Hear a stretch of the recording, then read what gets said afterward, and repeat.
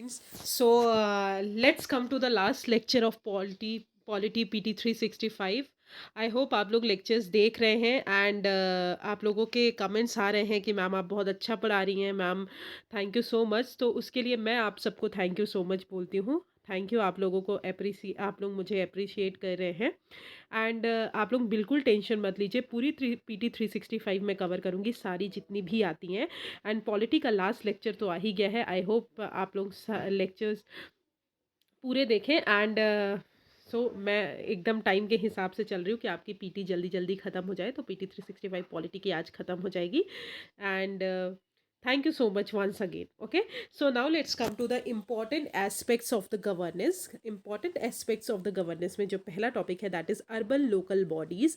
Urban local bodies जो है generally हमेशा न्यूज़ में रहता है। क्यों न्यूज़ में रहता है अर्बन लोकल बॉडीज़? बिकॉज क्या होता है, पंचायती राज इंस्टीट्यूशंस जो हैं, पंचायत हो गए, हमारे म्यूनसिपैलिटीज़ हो गए, they are working at their own level. But generally क्या होता है कि बहुत सारी फाइनेंशियल ऑटोनॉमी उन्हें नहीं मिलती है क्योंकि उनके पास फाइनेंसेस नहीं रहते, तो बहुत सारी वर्क वो नहीं कर पाते हैं, तो इसलिए हमेशा न्यूज़ में रहता है। तो recently Delhi municipal corporation amendment act 2022 को एनैक्ट किया गया है कि जितने भी वो 3 म्यूनसिपल कॉरपोरेशन है दिल्ली के, उनको रीयूनिफाई करेंगे। क्या होता है कि हमारा जो Delhi municipal corporation amendment act है 2022 का, मतलब दिल्ली म्यूनसिपल कॉरपोरेशन एक्ट है 1957 का, उसमें हमारा जो दिल्ली म्यूनसिपैलिटीज़ हैं वो 3 सेक्टर्स में डिवाइडेड है, north, south and east Delhi. तो उन चीज़ों को रीयूनिफाई करने के लिए जो है ये हमारा एक्ट जो है लाया गया, अमेंडमेंट एक्ट लाया गया है।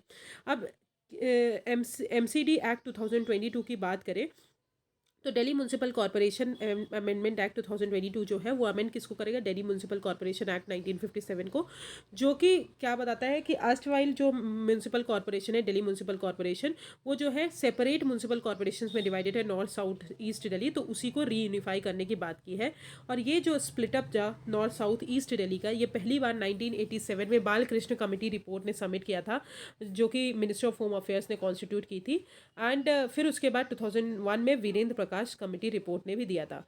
अब आपको पता है दिल्ली की अगर बात करें तो दिल्ली आपको पता होना चाहिए अंडर आर्टिकल हमारा कौन से कॉन्स्टिट्यूशन अमेंडमेंट से बना है, वो आप मुझे कमेंट सेक्शन में बताएंगे। मैं बताने वाली थी बट मैंने सोचा आप लोगों से भी कुछ क्वेश्चन पूछा जाए तो इंटरैक्टिव सेशन हो। तो दिल्ली जो है हमारी कौन से अमेंडमेंट के थ्रू बनाया गया है, कौन से अमेंडमेंट के थ्रू उनको यूटी दिया गया है, ठीक है, वो आप मुझे कमेंट सेक्शन में बताएंगे। और एडमिनिस्ट्रेटर कौन अपॉइंट करता है दिल्ली के, उन वो भी आप हमें कमेंट सेक्शन में बताएंगे।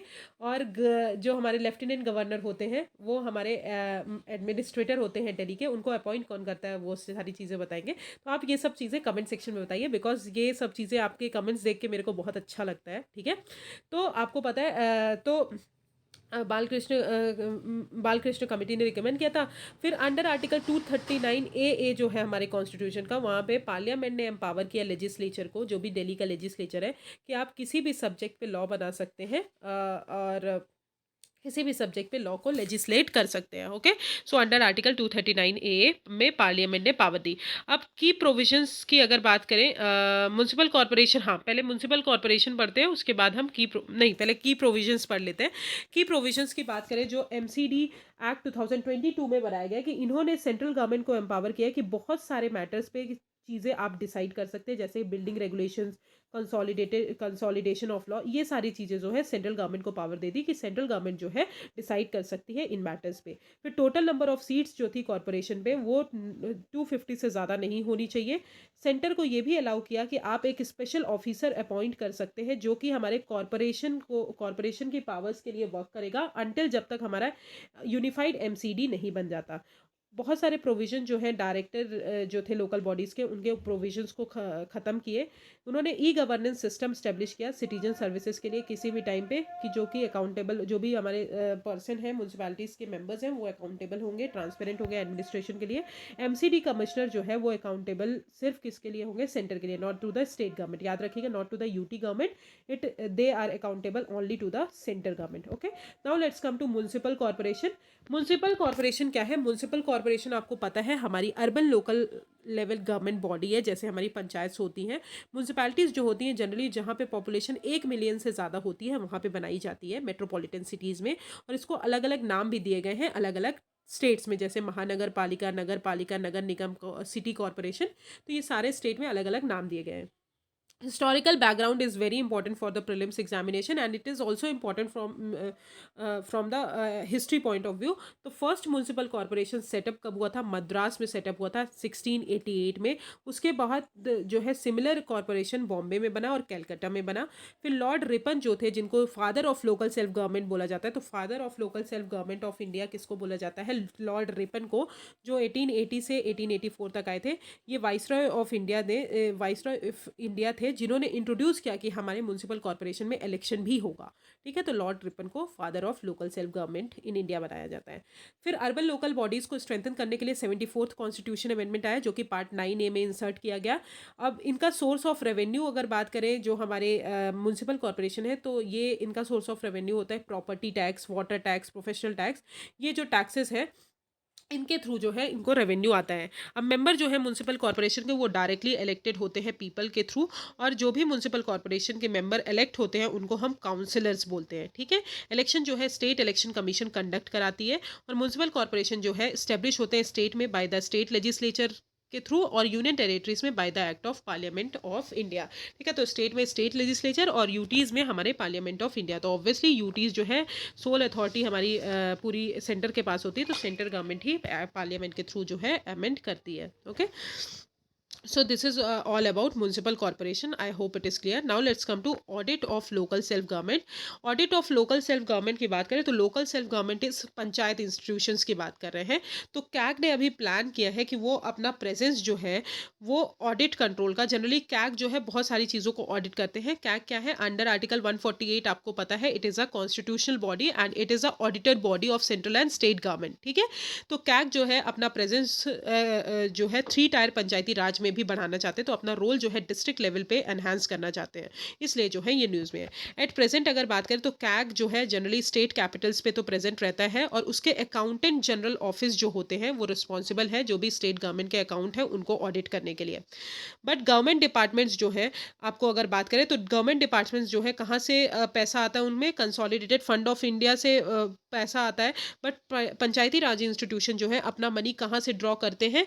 बैंक और ट्रेजरी से ड्रॉ करते हैं। तो जनरली ऐसा बोला जाता है कि जो भी सीबीआई है, जो भी हमारे कैग है, controller and auditor general of India, तो जितने भी लोग हमारे कंसोलिडेटेड फंड ऑफ इंडिया से पैसा लेते हैं या उसमें देते हैं, तो उस वो जो है हमारे किसके अंदर कवर होंगे? मतलब कौन ऑडिट करेगा उनको? कैग ऑडिट करेगा। बट जो भी अदर किसी ट्रेजरी या किसी बैंक से, किसी अदर रिलीफ फंड से होते हैं, तो उनको कैग ऑडिट नहीं करता है। ठीक है, तो जनरली ये बोला जाता है। ठीक है, तो अभी कैग इसीलिए बोल रहा है कि हम अपना रोल जो है उसको एक्सपैंड करेंगे। ठीक है, एज पर द रिपोर्ट अगर बात करें तो कैग ने डिसाइड किया है कि अपने कॉन्स्टिट्यूशनल मैंडेट को असर्ट करेंगे कि जितने भी गवर्नमेंट एक्सपेंडिचर है, भले वो कंसोलिडेटेड फंड ऑफ इंडिया से ड्रॉन हो रहे हो या फिर किसी स्टेट ट्रेजरी से ड्रॉन हो रहे हो, उन सब को जो है अपने अंदर लाएंगे, उन सब को ऑडिटिंग कैग करेंगे।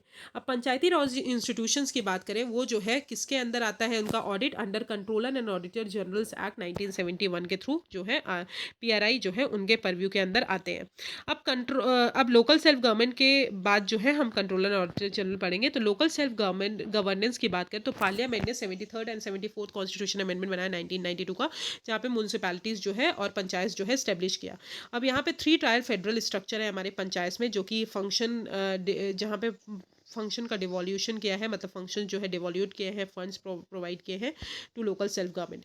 अब कॉन्स्टिट्यूशनल प्रोविजंस की बात करें तो आर्टिकल 243J जो है वो हमको बोलता है कि लेजिस्लेचर जितने भी है, लेजिस्लेचर जो स्टेट में है, वो बाय लॉ जो है वो कोई भी प्रोविजन बना सकता है with the maintenance of accounts by the panchayat. जो भी पंचायत अकाउंट्स बनाते हैं उनके मेंटेनेंस के लिए स्टेट लेजिस्लेचर जो है वो कोई भी लॉ बना सकता है।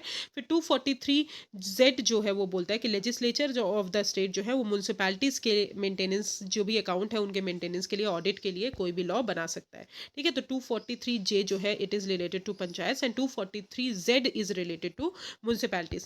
Now let's come to the Controller and Auditor General of India, very important body under Article 148 of the Constitution. It is a constitutional body, याद रखिएगा, and it is also mentioned in the second and third schedule. तो very important topic, ठीक है, very important body. इनके अगर हम बात करें तो controller and auditor general of India कौन अपॉइंट करते हैं? प्रेसिडेंट अपॉइंट करते हैं। टेन्योर इनका 65 ईयर्स एज होता है और 6 ईयर्स ऑफ टर्म होता है, जनरली जो भी अर्लियर हो जाए। सर्विस कंडीशन की बात करें तो सेम एज अ जज ऑफ सुप्रीम कोर्ट जैसे जज होते हैं।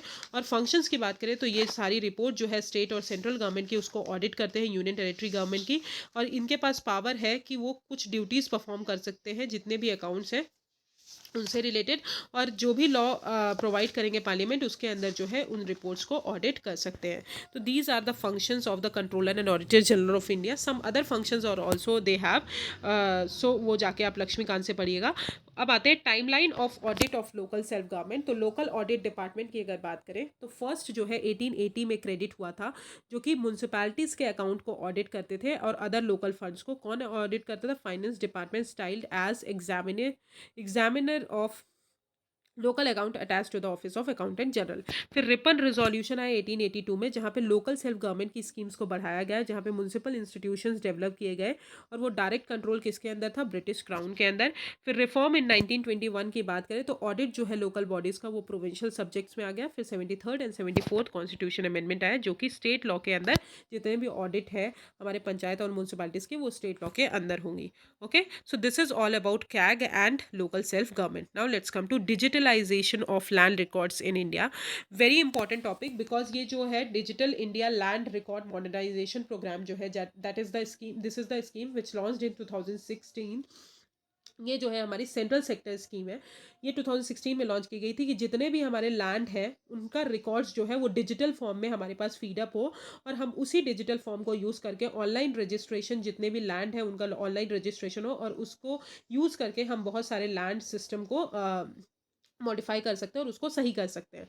तो ऑब्वियसली डिजिटलाइजेशन जो है उसको बूस्ट करने के लिए सेंट्रल गवर्नमेंट ने स्टेट गवर्नमेंट से बोला कि आप लोकल सर्वर्स और इंटरनेट स्पीड जो है उसको बढ़ाइए सब रजिस्ट्रार ऑफिसेस तक। ठीक है, तो गवर्नमेंट ने प्लान किया। फिर आते हैं digital India land record modernisation programme की। तो गवर्नमेंट ने प्लान किया कि वो एक ऑनलाइन रजिस्ट्रेशन सिस्टम लेकर आएंगे अंडर DILRMP, जहाँ पे वो बोलेंगे कि ऑनलाइन आपको रजिस्ट्रेशन करना है अपने लैंड का। और ये इम्प्लीमेंट कौन करेगा? मिनिस्ट्री ऑफ रूरल डेवलपमेंट, याद रखिएगा, ministry of rural development. Okay, this is the very important point कि कौन इंप्लीमेंट करेगा? Ministry of rural development. और ये सेंट्रल सेक्टर स्कीम है जो कि हमने पहले बताया। इसके 3 कंपोनेंट्स है: लैंड रिकॉर्ड को कंप्यूटराइज करना, सर्वे करना और कंप्यूटराइज करना रजिस्ट्रेशन को।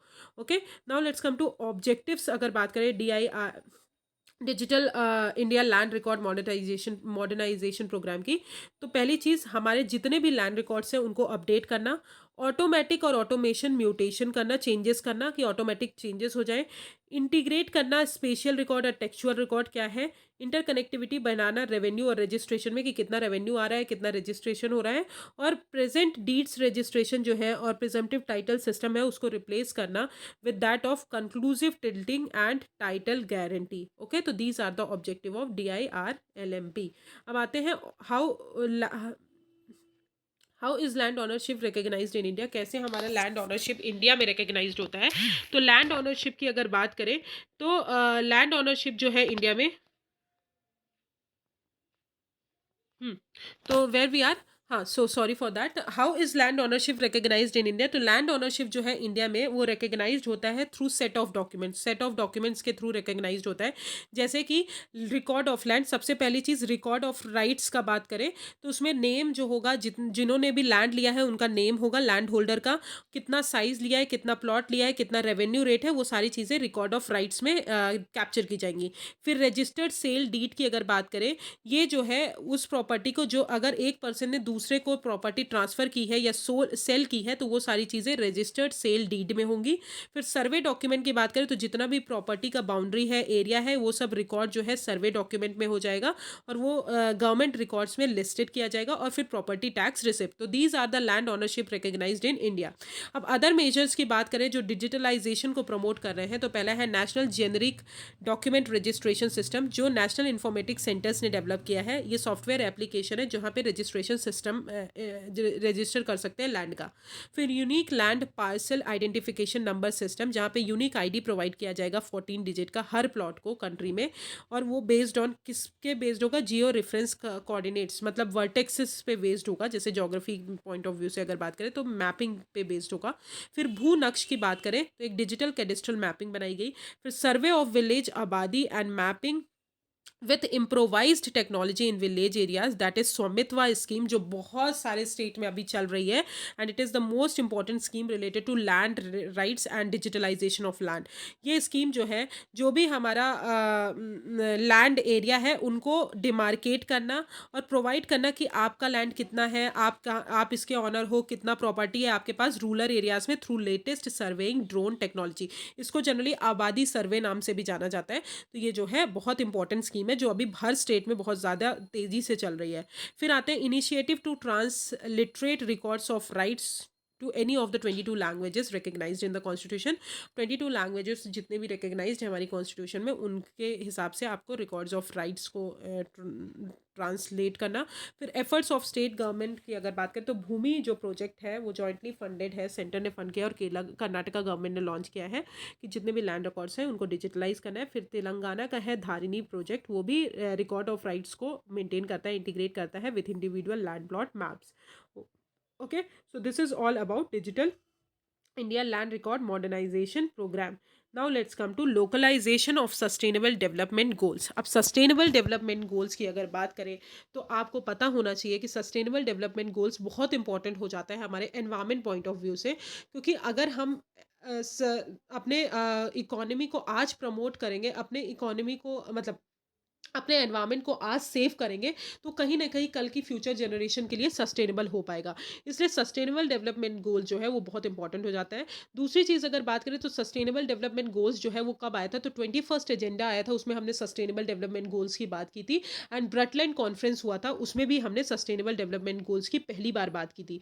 ओके, उसके बाद जो है पेरिस एग्रीमेंट में भी हमने बात की, बहुत सारे एग्रीमेंट्स में हमने बात की, तो उसके बाद जो है सस्टेनेबल डेवलपमेंट गोल्स जो है चलता आ रहा है। अब सस्टेनेबल डेवलपमेंट गोल्स की बात करें तो इसमें 17 गोल्स आते हैं, 17 गोल्स, जो कि हमारे 2030 तक हमको अचीव करने हैं, 2030 तक हमको अचीव करने हैं। अब सस्टेनेबल डेवलपमेंट गोल जो है वो जनरली इनइक्वालिटी को रिड्यूस करना, जस्टिस प्रमोट करना, पॉवर्टी को एंड करना, क्लाइमेट चेंज को टैकल करना बाय 2030 तक। अब ये न्यूज़ में इसलिए है कि मिनिस्ट्री ऑफ पंचायती राज ने एक joint statement of understanding sign की है on localisation of sustainable development with United Nation development programme. तो यूएनडीपी के साथ मिनिस्ट्री ऑफ पंचायती राज ने बोला है कि हमको सस्टेनेबल डेवलपमेंट गोल्स को लोकलाइज भी करना पड़ेगा, मतलब ग्रास रूट लेवल तक लाना पड़ेगा। अब एसडीजी एंड देयर लोकलाइजेशन की अगर बात करें तो एसडीजी जो है set of 17 sustainable development goals है, जो कि पॉवर्टी को एंड करेगा, इनइक्वालिटी को फाइट करने के लिए, इनजस्टिस को फाइट करने के लिए और क्लाइमेट चेंज को टैकल करने के लिए बाय 2030। और ये अडॉप्ट कब किया गया था, 2015 में United nation sustainable development summit हुआ था तब। अब लोकलाइजेशन की बात करें तो लोकलाइजेशन सिंपल है। लोकलाइजेशन का मतलब है कि किसी भी चीज़ को आप लोकल लेवल तक लाओ, ग्रास रूट लेवल तक लाओ, तो उसको हम लोकलाइजेशन बोलते हैं। तो लोकलाइजेशन जो है एसडीजी का, ये एक प्रोसेस है जहाँ पे हम सब नेशनल कॉन्टेक्स्ट बनाएंगे। पहले नेशनल नेशनल जो नेशनल पॉलिसीज़ तो हम बनाते हैं सस्टेनेबल डेवलपमेंट गोल्स को अचीव करने के लिए, बट सब नेशनल पॉलिसीज़ भी बनाएंगे कि हमारे सस्टेनेबल डेवलपमेंट गोल्स जो है अचीव हो सके एट लोकल लेवल पे बाय लोकल डेवलपमेंट पॉलिसी, और identify how bottom up approach जो है कहीं हेल्प करेगी हमारे लोकल और रीजनल गवर्नमेंट को कि वो एसडीजी को अचीव कर पाए। Okay, so this is all about localisation of SDG. तो एफर्ट्स क्या क्या लिए हैं हमने, तो इंडिया में अगर बात करें तो ओवरऑल कोऑर्डिनेशन जो है एसडीजी का वो नीति आयोग हैंडल करते हैं bye twin mandates.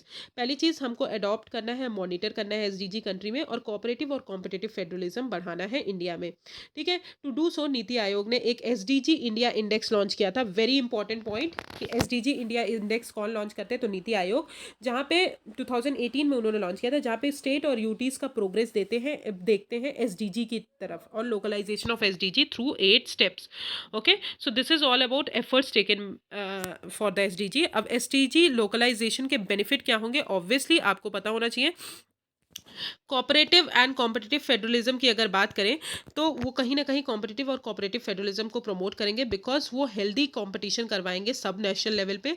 Localised solution की बात करें तो फैसिलिटेट पीयर लर्निंग और सब national entities can learn from each other. Improved state capacity, all levels जो है हमारी गवर्नमेंट की, उनको अपॉर्चुनिटी मिलेगी कि अपनी कैपेबिलिटीज़ को पहचाने और उसको जो है एनहांस करें। Okay, now let's come to what are the related news. तो ministry of Panchayati Raj institution ने एक मेमोरेंडम ऑफ अंडरस्टैंडिंग भी साइन की है for localisation of sustainable development goals. तो मेमोरेंडम ऑफ अंडरस्टैंडिंग जो है institute of rural management Anand Gujarat जो है कोलैबोरेट करके ग्राम पंचायत डेवलपमेंट प्लानिंग के साथ कि हमको लोकलाइजेशन जो है एसडीजी का उसको बढ़ाना है थ्रू पीआरआईस। अब ministry of Panchayati Raj institution ने बहुत सारे एक्शंस भी लिए हैं जहाँ पे एसडीजी को उन्होंने आइडेंटिफाई किया है थ्रू जीपीडीपी। ठीक है, मतलब ग्राम पंचायत डेवलपमेंट प्लानिंग, जहाँ पे पार्टिसिपेटरी प्लानिंग को बढ़ाया है उन्होंने। Okay, so this is all about this news. Now let's come to the sports governance. Sports governance की बात करें तो अभी रिसेंटली ये न्यूज़ में इसलिए है क्योंकि बहुत सारी स्पोर्ट्स अथॉरिटी हैं जो स्पोर्ट्स के लॉज को, स्पोर्ट्स के कोड को वायलेट कर रही हैं, इसलिए ये न्यूज़ में है। तो अभी कमिटी ऑफ एडमिनिस्ट्रेटर जो है स्पोर्ट कोड जो थी हमारी, उन्होंने कमिटी ऑफ एडमिनिस्ट्रेटर्स को डिसोल्यूट कर दिया है और ब्यूरो ऑफ फीफा काउंसिल को फिर से और ब्यूरो ऑफ फीफा काउंसिल जो थी हमारी, उन्होंने सस्पेंशन जो है ऑल इंडिया फुटबॉल फेडरेशन का लिफ्ट कर दिया। पहले क्या था, ऑल इंडिया फुटबॉल फेडरेशन को जो है सस्पेंड कर दिया गया था बिकॉज ऑफ वेरियस एक्टिविटीज़ जो वायलेशन में वो इन्वॉल्व थे। अब जो है कमिटी ऑफ एडमिनिस्ट्रेटर्स ने क्या किया, जो स्पोर्ट्स कोड बनाती है वो जो है उसको डिसोल्यूट कर दिया और फिर से सस्पेंशन जो है उनका हटा दिया ऑल इंडिया फुटबॉल फेडरेशन का। मोर ऑन न्यूज़ में अगर बात करें तो कमिटी ऑफ एडमिनिस्ट्रेटर्स जो है वो स्पोर्ट्स कोड अपॉइंट करती है जो कि ऑल इंडिया फुटबॉल फेडरेशन के अफेयर्स को मैनेज करती है और उनके कॉन्स्टिट्यूशन को अडॉप्ट करती है in line with national sports code and model guidelines. अब डिसोल्यूशन जो है कमिटी ऑन एडमिनिस्ट्रेटर का, वो नेसेसरी कंडीशन थी FIFA from FIFA to lift AIF suspension, because AIFF को, ऑल इंडिया फुटबॉल फेडरेशन को, वो फुल कंट्रोल देती है डेली अफेयर्स पे। ओके, क्यों फीफा सस्पेंड क्यों हुई थी वो तो हमने बता दिया, because of third party issues. अब स्पोर्ट्स कोड की बात करें, सबसे पहले स्पोर्ट्स गवर्नेंस की बात करते हैं। Sports governance and administration in India की बात करें तो इंडिया जो है दो विंग से स्पोर्ट्स को हैंडल करती है। पहली है मिनिस्ट्री ऑफ यूथ अफेयर्स, यहाँ पे देखिए मिनिस्ट्री ऑफ यूथ अफेयर्स। दूसरी है Indian Olympic association. Indian Olympic association की बात करें तो दो चीज़ें होती हैं, दो टू विंग्स हैं हमारे स्पोर्ट्स अथॉरिटी में। पहली है Indian Olympic association, this is the, फिर स्टेट ओलंपिक एसोसिएशन, फिर फिर आता है नेशनल स्पोर्ट्स फेडरेशन और उसके बाद स्पोर्ट्स फेडरेशन। अब ऐसे ही मिनिस्ट्री ऑफ यूथ अफेयर्स आती है, उसके बाद state sports authority of India आती है, फिर उसके अंदर स्पोर्ट्स इंस्टीट्यूट्स आते हैं, ट्रेनिंग सेंटर्स आते हैं। अब मिनिस्ट्री ऑफ यूथ अफेयर्स जो है इंडियन ओलंपिक एसोसिएशन को फाइनेंशियल असिस्टेंस प्रोवाइड करती है, स्पोर्ट्स इंफ्रास्ट्रक्चर प्रोवाइड करती है, और जितने भी स्पोर्ट्स इवेंट होते हैं ये यही कंडक्ट करवाते हैं, Indian Olympic Association. Okay, so this is all about the two roles, two major wings of the sports governance. अब फॉर नॉन ओलंपिक स्पोर्ट्स के लिए बात करें, जैसे कि क्रिकेट हो गया, तो ऑर्गेनाइजेशन जो बीसीसीआई होती है वो जो है वर्क करती है रिलेटेड टू दैट। अब स्पोर्ट्स कोड में अगर आए तो की requirement for national sports federation की, तो स्पोर्ट्स कोड्स जो है उसको लीगल स्टेटस देना पड़ेगा। तो ये एक वॉलेंट्री ऑर्गेनाइजेशन है, याद रखिएगा, it is a voluntary organisation जो कि रजिस्टर्ड होगी as a body rather than partnership firm. दूसरी चीज़ स्टेटस और रिकग्निशन की बात करें तो ये एपेक्स बॉडी होगी सारे स्पोर्ट्स से रिलेटेड, सारे स्पोर्ट्स के लिए। फिर इंटरनेशनल रिक्वायरमेंट की बात करें तो इनका रिटन कॉन्स्टिट्यूशन होना चाहिए जहाँ पे 3 years एग्जिस्टेंस होना चाहिए, और एटलीस्ट एफिलिएटेड यूनिट्स जो होनी चाहिए एटलीस्ट 2/3 ऑफ द स्टेट और यूटीज़ में होनी चाहिए। इलेक्शन की बात करें तो conduct fair and transparent manner में इलेक्शन होना चाहिए। एज एंड टेन्योर की बात करें तो इनका एज जो है 70 years ऑफ होना चाहिए for all office bearers and with tenure regulation, और 12 years जो है होना चाहिए प्रेसिडेंट विथ और without break. Sports person representation की बात करें तो इसमें कम से कम स्पोर्ट्स पर्सन रिप्रेजेंट होना चाहिए, भले वो किसी भी स्पोर्ट्स का हो। ऑफिस एंड अकाउंट्स की बात करें तो इनका ऑफिस दिल्ली में होना ही होना चाहिए, और उनको प्रॉपर अकाउंट मेंटेन करना है अपने फाइनेंशियल स्टेटमेंट का। अदर चीज़ें की बात करें तो इम्पार्शियल होने चाहिए, ट्रांसपेरेंट होने चाहिए, रेगुलर डोपिंग टेस्ट होना चाहिए सारे प्लेयर्स का। तो ये सारी चीज़ें जो है इनका काम है। अब आते हैं रिलेटेड न्यूज़ में।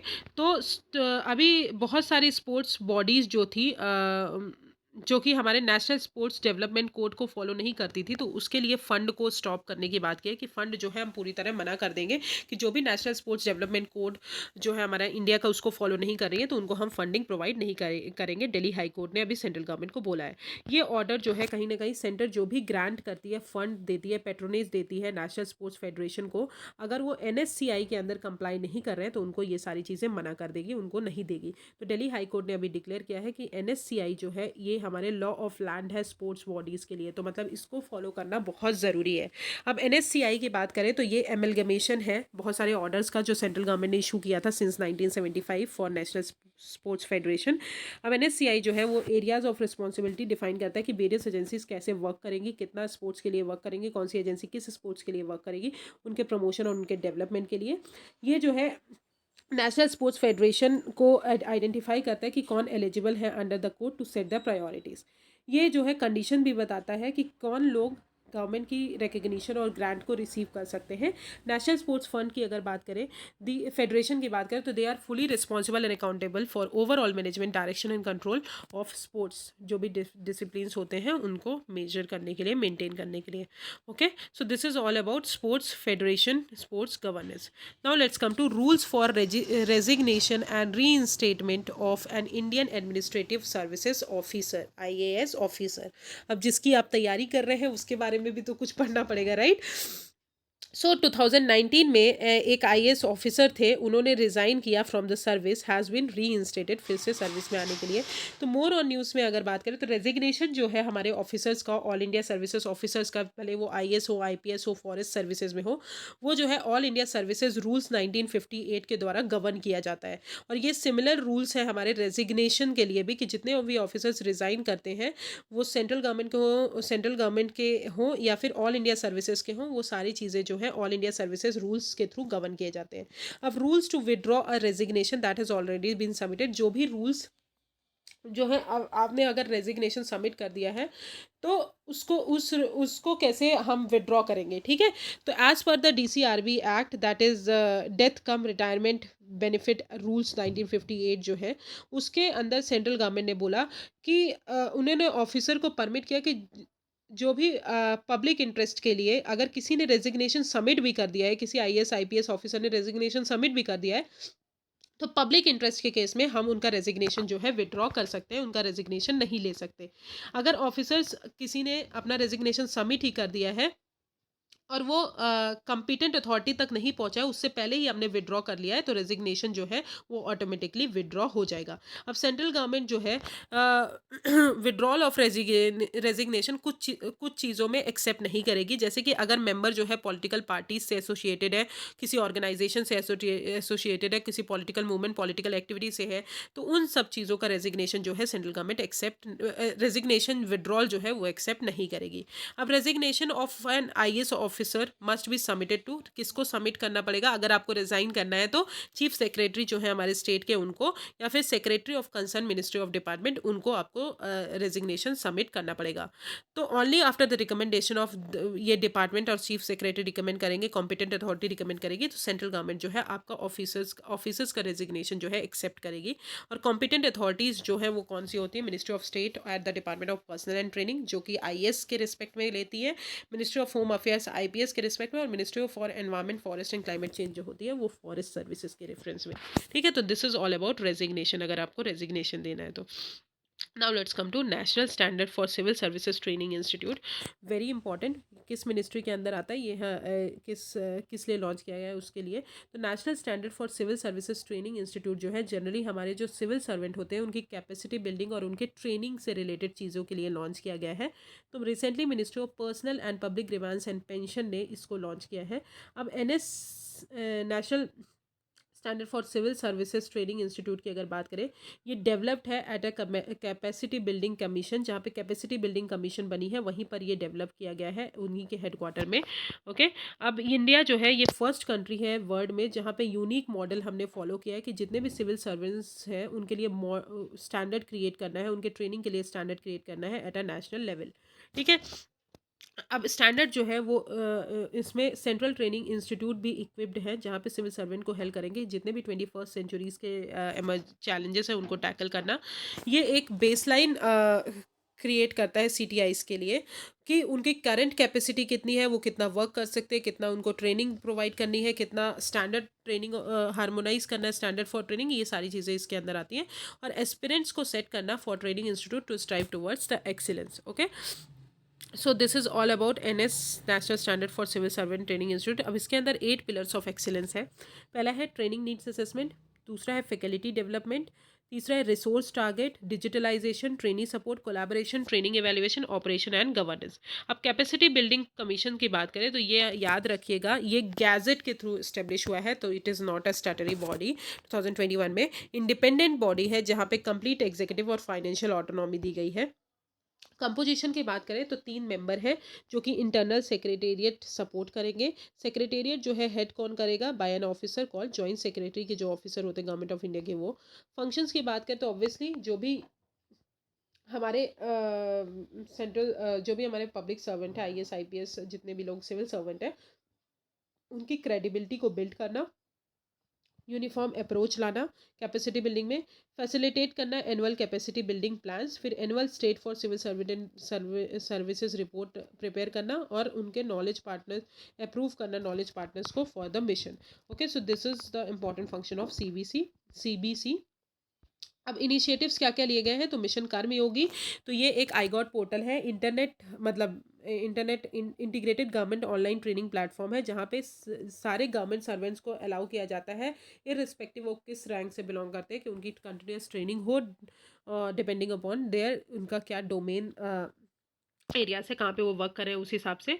ठीक है, फिर आरंभ जो कि गवर्नमेंट ऑफ इंडिया ने लॉन्च किया, ये first ever common foundation course है सिविल सर्वेंट्स के लिए। फिर नेशनल ट्रेनिंग पॉलिसी लाई गई सिविल सर्वेंट्स के एफिशिएंट वर्किंग के लिए। फिर लेटरल एंट्री भी इंट्रोड्यूस किया गया कि डोमेन एक्सपर्ट्स जो है मिडिल और सीनियर लेवल्स पे एडमिनिस्ट्रेटिव हायरार्की में हमको वो करना है। तो ये हो गया हमारे initiatives related to civil servant. This is all about national ministry, आपको ये याद रखना है इसमें ministry of personnel public grievance and pension ने जो है रिलीज़ किया है, और ये कहाँ डेवलप होगा, कैपेसिटी बिल्डिंग कमीशन हेडक्वार्टर पे। Okay, now let's come to the important news. तो इम्पॉर्टेंट न्यूज़ में अगर बात करें तो सबसे पहला आता है पुलिस कमिश्नरेट सिस्टम। तो अभी ये न्यूज़ में इसलिए है क्योंकि डिसीजन जो है बोला गया है कि हमको पीसीएस सेटअप करना है, पुलिस कमिश्नरेट सिस्टम सेटअप करना है, जहाँ पे पॉपुलेशन बहुत ज़्यादा है, जहाँ पे रिलीजियस और कल्चरल सिग्निफिकेंस टूरिज़्म जो है बहुत ज़्यादा प्रमोट हो रहा है, कि better better law and order जो है हम प्रोवाइड कर सकें, तो वहाँ पे हमको पुलिस कमिश्नरेट सिस्टम जो है सेटअप करना है। अब आपको पता है जनरली हमारे मेट्रोपॉलिटन एरियाज़ होते हैं, जहाँ पे मेट्रोपॉलिटन एरियाज़ होते हैं as per the rules of code of criminal procedure, वहाँ पे हम पीसीएस इंप्लीमेंट करेंगे। लखनऊ हो गया, नोएडा हो गया, they adopted the PCS system followed by Kanpur and Varanasi. अब कुछ कुछ स्टेट जो है डुअल कमांड सिस्टम फॉलो करते हैं, जहाँ पे सुप्रिटेंडेंट ऑफ पुलिस होते हैं और डिस्ट्रिक्ट मजिस्ट्रेट, मतलब दोनों का काम अलग अलग होता है, बट यहाँ पे पुलिस कमिश्नरेट सिस्टम होगा जो दोनों चीज़ें हैंडल करेगा। अब उनके बीच में डिफरेंस क्या होता है वो देख लेते हैं। तो पुलिस कमिश्नरेट सिस्टम की अगर बात करें तो यहाँ पे एक कमिश्नर ऑफ पुलिस होगा जो कि हेड होगा यूनिफाइड पुलिस कमांड स्ट्रक्चर का। जितनी भी पुलिस स्ट्रक्चर है उन सबका यूनिफाइड हेड कौन होगा, कमिश्नर ऑफ पुलिस होंगे। और ये रिस्पॉन्सिबल है कि ये जितनी सिटी में जो भी फोर्स आप लगाएंगे सिटी में लगा सकते हैं, और अकाउंटेबल है हमारे स्टेट गवर्नमेंट के लिए। अब कमिश्नर ऑफ पुलिस की अगर बात करें तो इनका जो ये कहाँ से लाए जाएंगे, डेप्यूटी इंस्पेक्टर जनरल रैंक या फिर उनके अबव से। और ये सच पुलिस ऑफिसर जो है इनके पास पावर होगी कि ये प्रिवेंटिव अरेस्ट कर सकते हैं और सीआरपीसी के अंदर इम्पोज कर सकते हैं सेक्शन 144 ऑफ सीआरपीसी। अब ऑफिस जो है इनके पास मजिस्ट्रियल पावर भी है, including those regulation to licensing control and regulation, ये सारी पावर भी है, तो मजिस्ट्रियल पावर भी इन्हीं को दे दी गई है। ठीक है, वेरियस कमिटीज़ ने अभी रिकमेंड किया है कि जहाँ पे पॉपुलेशन 10 लाख से ज़्यादा हो वहाँ पे हमको पीसीएस सिस्टम जो है एप्लीकेबल करना है। अब डुअल कमांड सिस्टम की बात करें तो डिस्ट्रिक्ट मजिस्ट्रेट और सुप्रिटेंडेंट ऑफ पुलिस दो लोग होते हैं जो हमारे पावर और रिस्पॉन्सिबिलिटी डिस्ट्रिक्ट में शेयर करते हैं। अब डीएम जो है वो लाइसेंसिंग इशू करता है, अरेस्ट वारंट करता है, लाइसेंस, वाइल एसपी जो है वो क्राइम को इन्वेस्टिगेट करता है और अरेस्ट करता है। तो याद रखिए यहाँ पे अलग अलग बॉडी थी, बट यहाँ पे कमिश्नर ऑफ पुलिस में एक ही बॉडी होगी जो दोनों चीज़ें करेगी। अब सिस्टम्स जो है वो डेजिग्नेट किया गया कि लोअर कंसंट्रेशन जो है पावर का, and making police more accountable to DM at a district level. Okay, so this is all about the difference between the police commissionerate system and dual command system. Now let's come to probity portal. Probity की अगर बात करें तो probity is a very important term related to integrity moral principles की बात करें तो revamped probity portal जो है अभी गवर्नमेंट ऑफ इंडिया ने लॉन्च किया है, department of personnel and training ने लॉन्च किया है, डीओपीटी ने। प्रॉबिटी क्या है? एक क्वालिटी है जो कि स्ट्रॉन्ग मोरल प्रिंसिपल्स को प्रमोट करती है, जैसे कि ऑनेस्टी हो गए, ट्रांसपेरेंसी हो गए, इनकरप्टिबिलिटी हो गए, ठीक है, इन सब चीज़ों को क्या करती है, इन सब चीज़ों को बढ़ाती है, ठीक है, मोरल प्रिंसिपल्स जो हो गए उनको। अब प्रॉबिटी पोर्टल की बात करें तो ये 2017 में लॉन्च किया कि जितने भी गवर्नमेंट मिनिस्ट्रीज हैं, डिपार्टमेंट है, ऑटोनोमस ऑर्गेनाइजेशंस हैं, वो सारी उन सारी चीज़ों का डेटा जो है वो खुद कैप्चर करें, जैसे नंबर ऑफ केसेस कितने पेंडिंग है, रेशनल रोटेशनल ट्रांसफ़र पॉलिसी कितनी है, इम्प्लीमेंटेशन कितना हो रहा है, पेनल्टी डिसिप्लिनरी प्रोसीडिंग क्या है, ये सारी चीज़ें जो है प्रॉबिटी पोर्टल देखते हैं। अब आते हैं मेघालय एंटरप्राइज आर्किटेक्चर प्रोजेक्ट। तो मेघालय एंटरप्राइज आर्किटेक्चर प्रोजेक्ट जो है ये अभी इनको यूएन वर्ल्ड समिट अवार्ड मिला है on information society forum, WSIS award 2022। अब मेघालय एंटरप्राइज आर्किटेक्चर पोर्टल जो है इनका यही एम है कि डिलीवरी और गवर्नेंस सिस्टम को इम्प्रूव करना मेघालय में थ्रू डिजिटल टेक्नोलॉजीज को यूज़ करके। और ये लॉन्च किसने किया है? Ministry of electronics and IT ने लॉन्च किया है। इनका यही है कि मेघालय को हाई इनकम स्टेट बनाना है 2030 तक, और this is the first kind project जो कि India national enterprise architecture framework पे बेस्ड है। अब इसके 6 पिलर है: गवर्नेंस हो गया, ह्यूमन रिसोर्स हो गया, एंटरप्रेन्योरशिप हो गया, primary sector, infrastructure and environment. Now let's come to global declaration on future on internet. तो अभी आपको पता है बहुत सारी गवर्नमेंट ने हमारी इंडिया की ही बात करें तो इंडिया ने भी बहुत सारा इंटरनेट शट डाउन किया था because of Jammu and Kashmir में जो इश्यूज हुए थे, सारी चीज़ें, और बहुत जगह जो है इंटरनेट शट डाउन चलता रहता है। तो अगर हम बात करें कि इंटरनेट जो है हमारी पीपल को ये फ्रीडम है कि इंटरनेट ओपन है, फ्री है और न्यूट्रल है, तो इंटरनेट को आप यूज़ कर सकते हो। और बहुत सारे हमारे जो कंट्रीज़ हैं उन्होंने global declaration on future on internet sign किया है। ये एक पॉलिटिकल कमिटमेंट है जो भी अमंग द पार्टनर्स कि हम जो है इंटरनेट और डिजिटल टेक्नोलॉजी के लिए पॉजिटिव विजन को प्रमोट करें। 60 कंट्रीज़ ने साइन किया है, बट इंडिया, चाइना, रशिया ने जो है वो इस डिक्लेरेशन का पार्ट नहीं है। याद रखिएगा, इस डिक्लेरेशन का पार्ट नहीं है। एक रिपोर्ट आई थी, the return of digital internet shutdown से रिलेटेड। वहाँ पे बोला कि नंबर ऑफ इंटरनेट शटडाउन बहुत ज़्यादा इंक्रीज हुए हैं, बट इंडिया जो है वो टॉप करता है इंटरनेट शटडाउन में इन 2021 for the fourth consecutive year. अब इंडिया ने जो है बुडापेस्ट कन्वेंशन भी नहीं साइन किया है जो कि रिलेटेड है डेटा शेयरिंग से। तो उन्होंने बोला कि हम नहीं साइन करेंगे because it is the only binding in multilateral convention जो बाइंडिंग होगा। अगर हम इसको साइन करते तो हमको इनके सारे नॉर्म्स को बाइंड करने, हम इनसे बाइंड हो जाएंगे, तो इंडिया ने इसको भी नहीं साइन किया। अब internet shutdown related to provisions in India अगर बात करें तो करंटली सस्पेंशन जो है टेलीकॉम सर्विसेज का, टेलीकॉम सर्विसेज ये गवर्न किसके थ्रू होता है? टेलीग्राफ एक्ट 1885 के थ्रू। और 2017 रूल्स जो है वो कहीं बताते हैं कि टेम्प्रेरी शटडाउन कर सकते हैं आप टेलीकॉम सर्विसेज का अगर पब्लिक इमरजेंसी है उस केसेस में। यूनाइटेड नेशन ने बोला कि कंट्रीज़ को कि आप इंटरनेट शटडाउन बंद करिए, वरना आपको बहुत सारे कॉन्सिक्वेंसेस झेलने पड़ेंगे, ठीक है। तो this is all about global declaration on future on internet, और इंडिया ने इसको साइन नहीं किया है। You must remember this. अब आते हैं world bank world wide governance indicator. ये एक एनालिसिस अभी ये न्यूज़ में इसलिए है कि वर्ल्ड वाइड गवर्नेंस इंडिकेटर्स ने बोला है कि इंडियाज़ जो है सोवरेन रेटिंग, इंडिया का रैंक जो है अभी बहुत बिलो है बाकी सब कंट्रीज से। अब world banks world wide governance indicator की बात करें तो ये हमारे गवर्नेंस स्ट्रक्चर को बताता है कि किस कंट्री में कितना गवर्नेंस स्ट्रक्चर अच्छा है, कितना कैसा है, ठीक है। Over the period of 1996 to 2020 6 indicators पे बेस्ड है, नॉट सो इम्पॉर्टेंट, बट एक बार पढ़ लेते हैं। वॉइस और accountability, political stability and absence and violence, terrorism, government effectiveness, regulatory quality, rule of law and control of corruption, in 6 indicators पे based है। Okay, so this is all about World Bank's worldwide governance indicator। Now let's come to world press freedom index, very important. Release कौन करता है वो important हो जाता है, तो रिपोर्टर्स विदाउट बॉर्डर्स जो है रिलीज करते हैं। अब ये इंडेक्स हमारी फ्रीडम को मेजर करती है कि जितने भी जर्नलिस्ट हैं, न्यू ऑर्गेनाइजेशन है, नेटिजन्स हैं, वो कितना फ्रीडम हमारे कंट्री में उनको मिलता है, कितना डिग्री ऑफ फ्रीडम मिलता है। तो रैंकिंग जो है वो 0 से 100 पे बेस्ड है, और इंडिया जो है जनरली 150 पोजीशंस पे है 2020 में, जो कि 8 प्लेसेस गिर गया है, पहले उसका 142 था, अब 150 में है। अब आते हैं नेशनल ई governance services delivery assessment 2021 report. तो department of administrative and reforms and public grievances इसको रिलीज करते हैं। Ministry of personnel public grievance and pension के अंदर जो आते हैं, ये सारे स्टेट को एसेस करते हैं और यूटीज़ को एसेस करते हैं कि उनकी मिनिस्ट्रीज कितना वर्क कर रही हैं, ई गवर्नेंस सर्विस डिलीवरी कितनी है।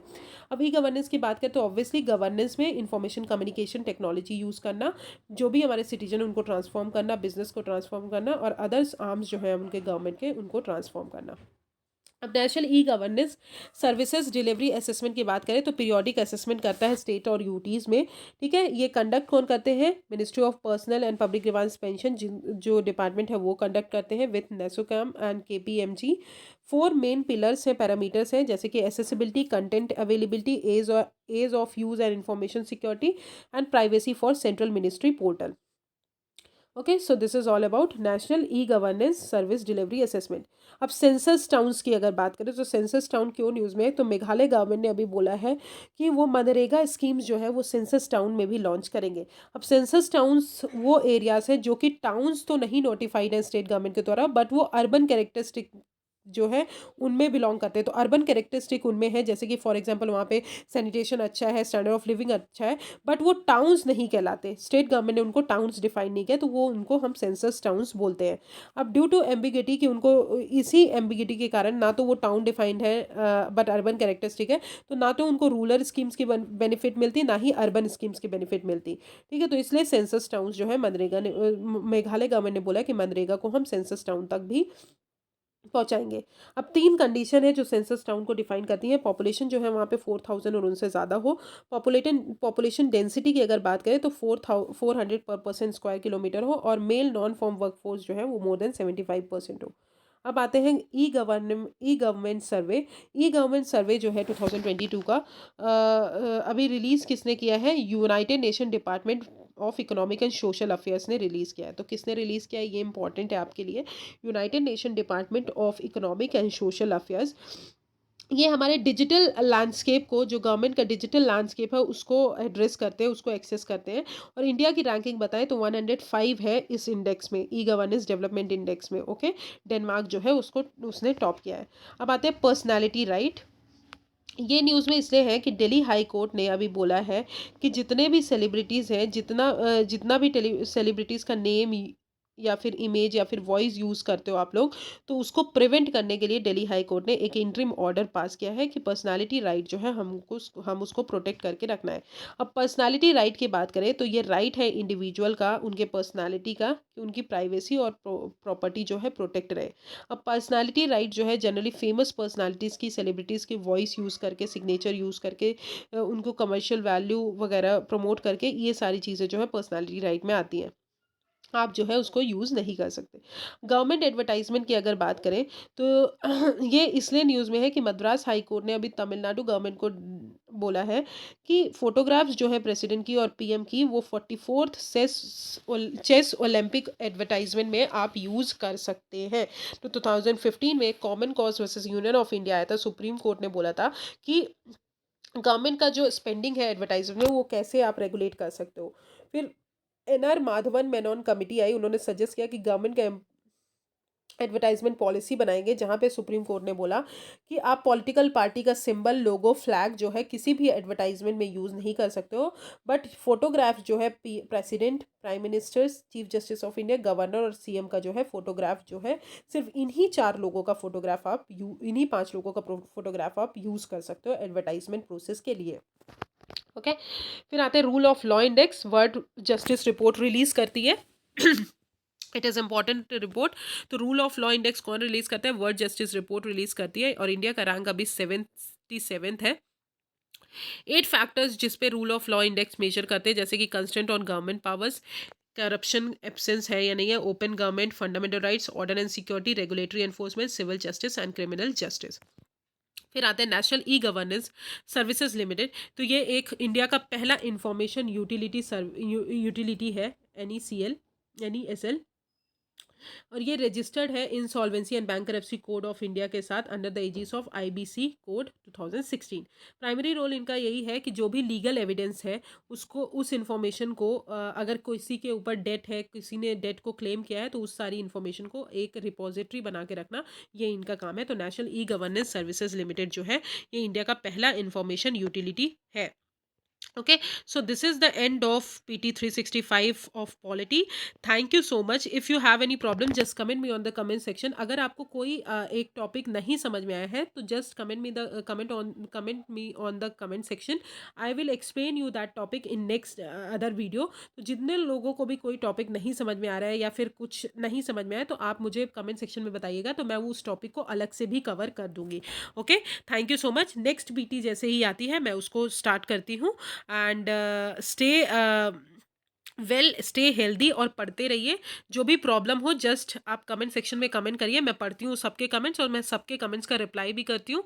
जितनी भी चीज़ें हैं जो भी आपको नहीं समझ में आ रहा है, whether it is for the PT 365 या अदर चीज़ों के लिए भी, तो आप मुझसे बता दीजिएगा, तो मैं आपको अलग से भी पढ़ा दूंगी। Okay, thank you so much and thank you lectures देखने के लिए। आप जितने भी लोगों को लेक्चर्स शेयर कर सकते हैं शेयर करिए और उनको बोलिए कि वो लोग भी पढ़ें।